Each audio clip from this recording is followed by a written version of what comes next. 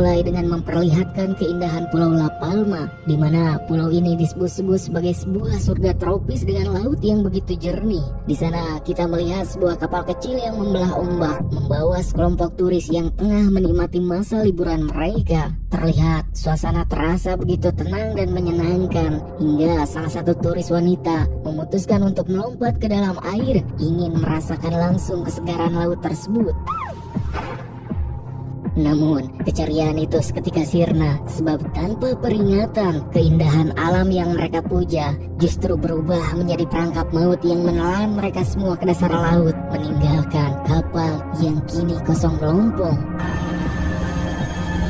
1 minggu berlalu sejak kejadian misterius tersebut. Kini, fokus cerita beralih kepada sebuah keluarga yang baru saja tiba untuk berlibur di pulau yang sama. Ada Frederick sang ayah, Jennifer istrinya, serta kedua anak mereka yaitu Sarah dan Tobias. Setibanya di hotel, mereka sempat bertemu dengan kerabat mereka yang sepertinya memang sudah merencanakan pertemuan ini, di mana mereka pun segera masuk ke dalam kamar untuk melepas lelah, bersiap menikmati hari-hari yang mereka kira akan menyenangkan. Namun, di sisi lain pulau, tepatnya di kantor pengamatan geologi, kita diperlihatkan dengan seorang petugas bernama Alvaro yang sedang fokus membaca berita di koran tentang kecelakaan kapal turis minggu lalu, dan 2 jenazah ditemukan secara misterius. Juga saat ini, pihak rumah sakit tengah melakukan autopsi untuk mencari tahu apa yang sebenarnya yang menyebabkan kematian mereka. Hingga setelah itu, seorang rekan kerja Alvaro bernama Mary menemukan sesuatu yang tak beres pada sistem pemantauan mereka, di mana salah satu alat sensor yang mereka tempatkan jauh di dalam gua di bawah gunung tiba-tiba berhenti mengirimkan sinyal, sebab mesin tersebut mati total tanpa alasan yang jelas. Merasa ada yang tak beres, Mary dan rekannya segera bergerak menuju lokasi untuk melakukan pengecekan manual. Well, it is that Okay. transmitter still here. Namun, saat mereka melangkah masuk ke dalam gua, udara di sana terasa berbeda. Alih-alih suasana gua yang normal, mereka justru disambut oleh pemandangan yang mengusik logika, yaitu air menetes sangat deras dari langit-langit gua, seolah ada tekanan besar dari atas. Dan yang lebih mengerikan, bangkai kelelawar berserakan di lantai gua dalam kondisi yang nampak baru saja mati secara massal. Mary pun mulai mempelajari kerusakan yang terjadi. Ia menyadari bahwa alat sensor mereka hancur bukan karena malfungsi teknis, melainkan karena tertimpa reruntuhan batu. Yang mana di momen itulah rekan Mary perlahan mendongkak ke atas dan seketika tubuhnya membeku, sebab di langit-langit gua yang seharusnya kokoh kini terlihat sebuah retakan besar yang menjalar, seolah-olah gunung tersebut sedang bersiap untuk terbelah dan menumpahkan bencana yang tak terbayangkan. Mary dan rekannya pun segera kembali ke kantor dengan membawa segudang kecemasan. Di sana, mereka mulai menggali data penelitian lama dari 2 dekade lalu yang ditulis oleh seorang ilmuwan asal Inggris, di mana teori di dalamnya benar-benar mengerikan, yaitu sang ilmuwan memperingatkan bahwa jika gunung di Pulau La Palma ini meletus, lereng seluas 500 km persegi bisa runtuh dan amblas ke dalam samudera. Kita pun bisa menganalogikan teori tersebut dengan membayangkan area seluas seluruh kota Jakarta seolah dicabut dari tanah dan dihempaskan ke laut dalam sekejap, dan skala kehancuran itu akan memicu tsunami raksasa yang tak terbayangkan kekuatannya. Sementara itu, Alvaro yang mulai mencium bau bencana kemudian memutuskan untuk mendatangi rumah sakit demi melihat hasil autopsi turis yang tewas tempo hari. Di sana, ia mendapati fakta medis yang janggal sekaligus menakutkan, yaitu penyebab kematian mereka bukanlah tenggelam biasa, melainkan paru-paru yang dipenuhi karbon dioksida dalam jumlah ekstrim. Bahkan, kulit mereka menunjukkan luka bakar yang mengerikan, dan itu menjadi sebuah bukti nyata betapa panasnya suhu air laut saat insiden itu terjadi. Scene pun kemudian berpindah kembali ke keluarga Frederick yang sedang bersantai di area hotel.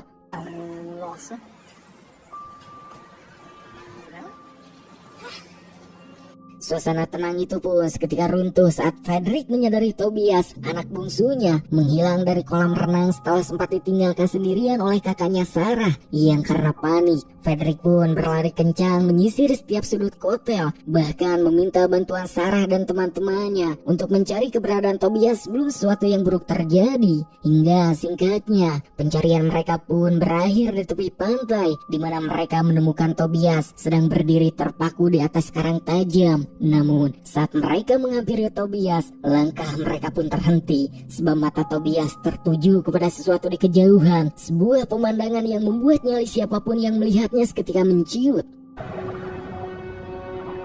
Di saat yang sama, Mary yang masih penasaran kemudian kembali ke pegunungan untuk membuktikan dugaannya. Ia yakin retakan di dalam gua yang ia lihat sebelumnya terhubung langsung dengan puncak gunung. Dan benar saja, di atas sana sebuah rekahan tanah yang sangat panjang membelah permukaan pegunungan.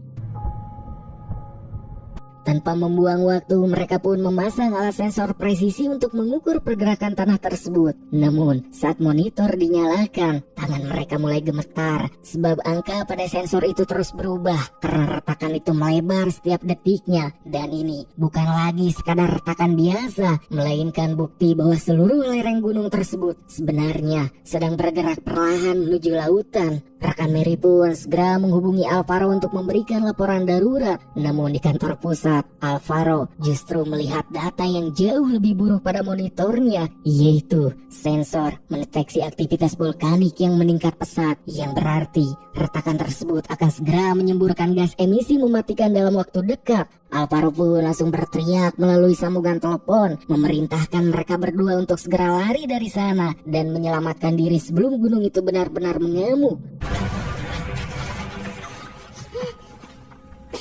Singkatnya, Mary akhirnya tersadar di bangsal rumah sakit yang meski kondisinya stabil, ia harus menerima kenyataan pahit bahwa rekan prianya kini terbaring koma, berjuang antara hidup dan mati akibat paparan gas beracun di gunung tersebut. Sadar bahwa waktu mereka hampir habis, Mary pun segera menghubungi adiknya, memohon agar ia segera angkat kaki dari Pulau La Palma. Namun, peringatan itu dianggap angin lalu, sebab sang adik yang terlanjur terpesona oleh keindahan pulau tersebut menolak percaya bahwa maut sedang mengincarnya. Mary yang putus asa pun akhirnya mendesak sang adik untuk bertemu di rumah malam itu juga, menekankan bahwa pembicaraan ini bukan lagi sekadar soal peringatan biasa, melainkan instruksi bertahan hidup yang tak bisa ditawar. Tak lama kemudian, Alvaro datang menjenguk Mary sambil membawa laptop berisi data terbaru. Layar itu memperlihatkan kenyataan yang mengerikan. Alat sensor yang mereka pasang di pegunungan menunjukkan pergerakan tanah yang konsisten, yang meski pergerakannya sangat halus dan mustahil dilihat dengan mata telanjang, namun secara geologis itu adalah tanda bahwa lereng raksasa itu sedang bersiap untuk runtuh. Yang tanpa membuang waktu, mereka pun bergegas menemui Menteri Komunikasi untuk mendesak evakuasi massal. Namun, birokrasi ternyata jauh lebih lamban daripada pergerakan gunung, sebab sang menteri justru menolak mentah-mentah dan mulai mengeluh tentang potensi kekacauan masyarakat. Baginya, perintah evakuasi hanya akan memicu penjarahan, kriminalitas, dan kegaduhan yang akan merusak citra pemerintah. Yang meskipun Alvaro bersumpah bahwa datanya valid dan juga akurat, sang menteri tetap kekeh. Ia lebih memilih menjaga ketenangan semu daripada menyelamatkan nyawa warganya.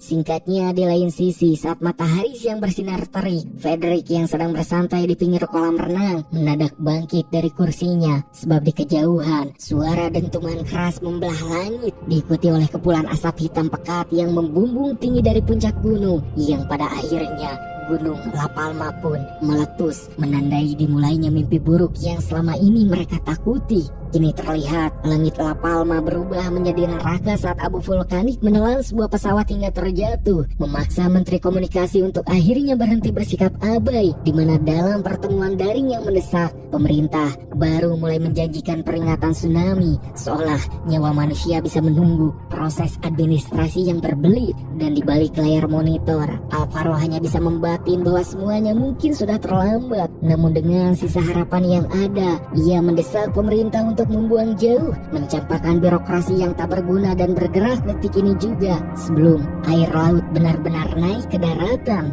Do something.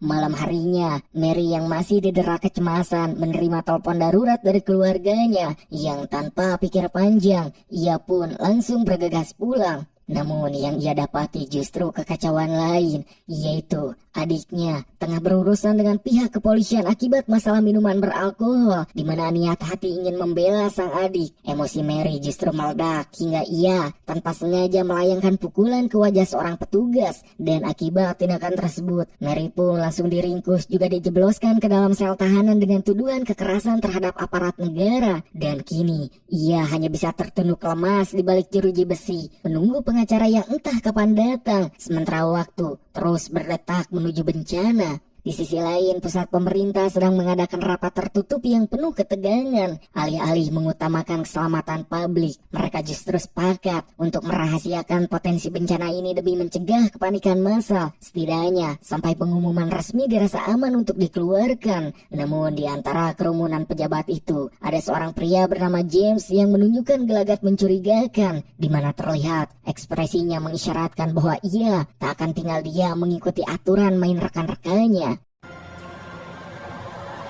Di mana ketegangan ini berbanding terbalik dengan keluarga Frederick yang masih asik berenang di kolam hotel, seolah buta terhadap bahaya yang sudah di depan mata. Namun, ketenangan mereka runtuh saat Jennifer menerima telepon rahasia dari James yang ternyata adalah kakaknya sendiri di pemerintahan. Dengan suara berbisik penuh urgensi, James memberikan peringatan maut, yaitu Jennifer dan keluarganya harus segera angkat kaki sekarang juga. Ia pun membocorkan informasi bahwa bandara utama sudah ditutup akibat kecelakaan pesawat tadi dan satu-satunya harapan mereka adalah Bandara Tenerife. Namun untuk mencapai bandara tersebut, mereka hanya punya waktu 20 menit untuk mengejar kapal feri terakhir yang berangkat dari pelabuhan. Yang tanpa membuang waktu 1 detik pun, Jennifer dan keluarganya langsung berkemas, berlari menuju lobi hotel dengan harapan bisa segera menemukan taksi menuju pelabuhan. Namun, jalanan tampak sunyi, tak ada satupun kendaraan yang melintas. Dan mengingat waktu yang terus menipis, Frederick mengambil sebuah keputusan nekat saat melihat sebuah mobil terparkir dengan kunci yang masih menggantung di dalamnya.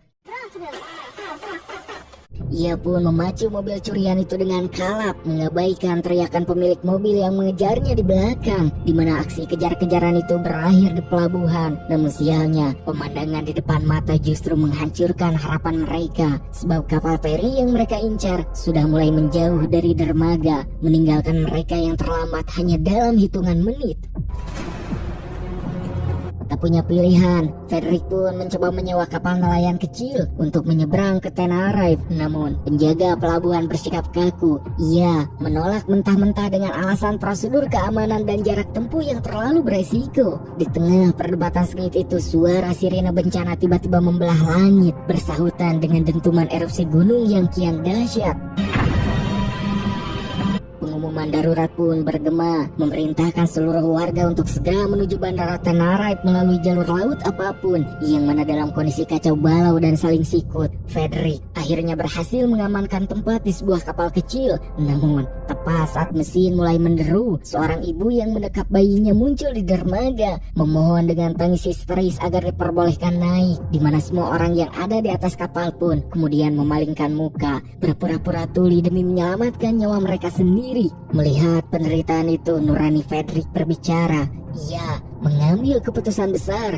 Ia turun dari kapal dan memberikan tempatnya kepada ibu dan bayi tersebut. Lalu di tengah hiruk pikuk manusia yang berlarian menyelamatkan diri, Frederick terlihat terduduk lesu di depan kantor polisi, dan dengan tangan gemetar ia meronggol ponselnya, menghubungi Jennifer hanya untuk mengucapkan kata perpisahan yang menyakitkan. Di sisi lain, Sarah mencoba menghubungi James, memohon bantuan apapun untuk menjemput ayahnya yang tertinggal di La Palma. Namun James hanya terdiam, sebab kini kekuasaannya tak berdaya melawan amukan alam. Sementara itu, di dalam sel tahanan yang mulai mencengkam, Mary dikejutkan oleh kemunculan adiknya yang secara secara ajaib berhasil mencuri kunci sel dari meja petugas yang kosong, yang mana begitu pintu besi itu terbuka, Mary tak langsung lari. Ia sempat terhenti saat melihat tahanan lain yang memelas minta dibebaskan. Yang tanpa pikir panjang, ia pun membuka semua gemuk yang ada, membiarkan para narapidana itu ikut berhamburan keluar, mencari keselamatan di tengah pulau yang sebentar lagi akan tenggelam. Setelah itu, langkah Mary kembali terhenti saat ia menginjakkan kaki di luar kantor polisi, sebab pemandangan di depannya adalah potret murni dari sebuah kiamat kecil, di mana kini orang-orang terlihat berlarian tanpa arah, juga teriakan histeris bersahutan dengan dentuman gunung yang kian intens. Dan di tengah kekacauan tersebut, ia melihat Frederick yang masih terduduk lesu, di mana dengan sisa tenaganya, Frederick memperingatkan Mary bahwa pelabuhan sudah kosong melompong. Semua perahu telah berangkat menuju Tenerife, meninggalkan mereka yang tersisa untuk menunggu ajal. Namun, keputusasaan itu seketika patah saat adik Mary datang membawa kabar tak terduga. Sebuah celah kecil terbuka, memberikan harapan baru yang membuat Frederick kembali bangkit.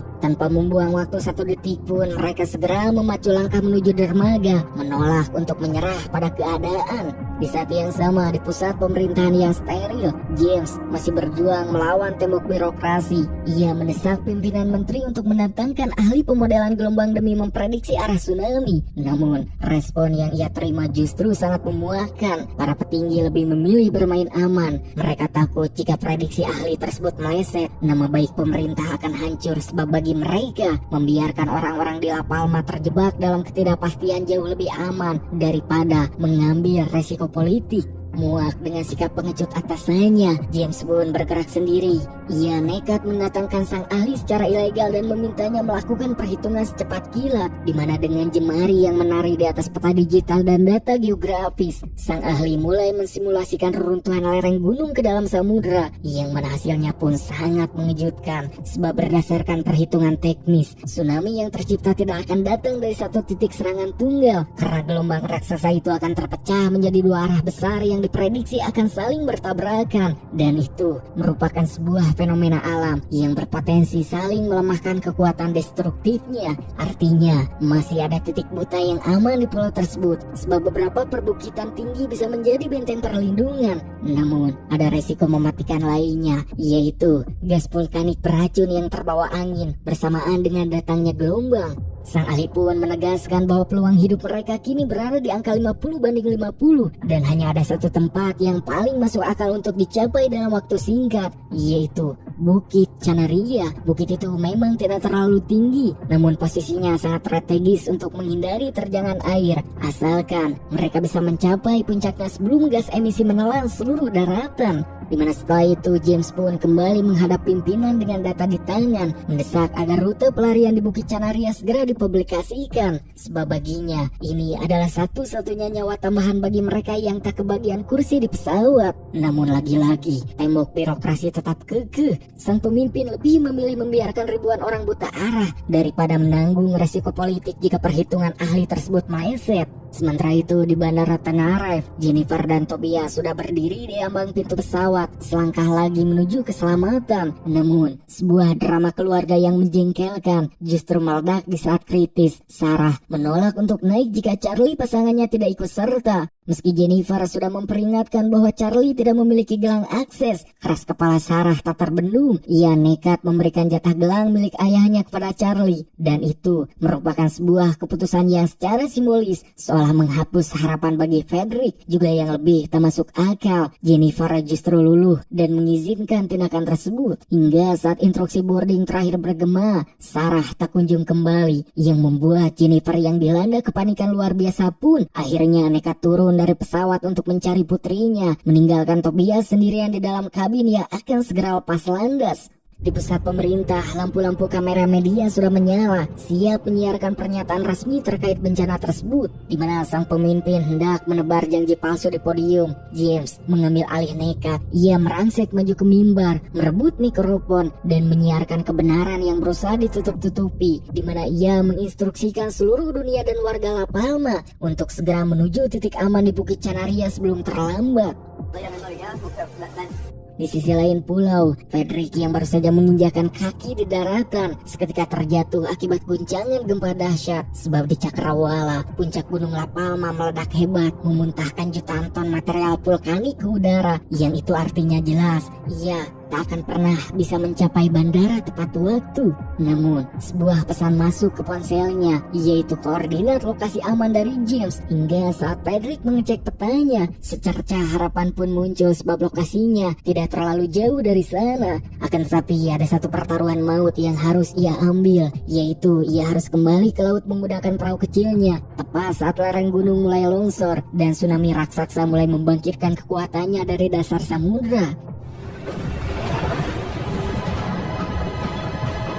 Tanpa pilihan lain, Frederick memantapkan hati. Ia memutar kemudi memacu perahu kecilnya kembali ke laut lepas dalam sebuah misi bundir demi mengejar sisa harapan yang dikirimkan James. Di sisi lain, situasi di bandara justru berbalik menjadi tragedi ironis. Sarah ternyata sudah berada di dalam kabin pesawat bersama Charlie, sementara Jennifer masih terjebak di luar, berlari panik mencarinya di tengah kerumunan. Melalui sambungan telepon yang terputus-putus, Sarah berteriak memberitahu ibunya bahwa ia sudah aman di dalam pesawat. Namun di saat itu juga waktu telah habis. Lereng gunung La Palma telah runtuh sepenuhnya ke samudra, membangkitkan tembok air raksasa yang kini bergerak cepat menuju darat. Dan pesawat pun harus segera lepas landas atau terkubur selamanya. Jennifer yang menyadari ia tak mungkin lagi naik ke pesawat, segera membaca pesan darurat dari James, dan bersama Tobias juga seorang staf bandara yang tersisa, ia pun memacu langkah sekencang mungkin menuju titik aman di Bukit Canaria, beradu cepat dengan gemuruh air yang mulai menelan garis pantai.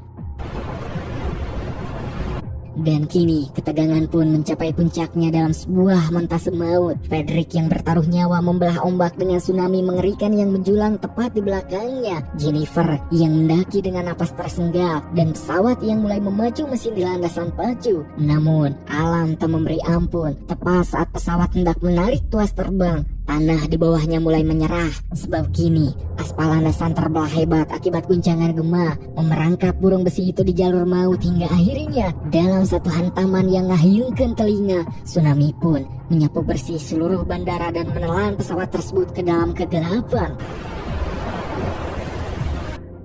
Beberapa saat setelah amukan laut mereda, keajaiban pun muncul di tengah puing-puing kehancuran. Frederick terlihat merangkak naik ke daratan tinggi, selamat bersama beberapa orang lainnya. Di sisi lain bukit, Jennifer dan Tobias juga berhasil mencapai puncak tepat waktu, berdiri terpaku menatap daratan yang kini telah berubah menjadi lautan. Bagaimana dengan nasib Sarah dan Charlie yang berada di dalam pesawat yang baru saja dihantam tsunami? Secara logika, seharusnya mereka mustahil selamat di antara sisa-sisa reruntuhan dan terjangan air yang mematikan. Namun ternyata, Sarah dan pasangannya ditemukan masih bernapas. Entah bagaimana logika fisika bekerja di momen tersebut, namun tampaknya takdir masih memberikan mereka napas tambahan untuk memperbaiki diri.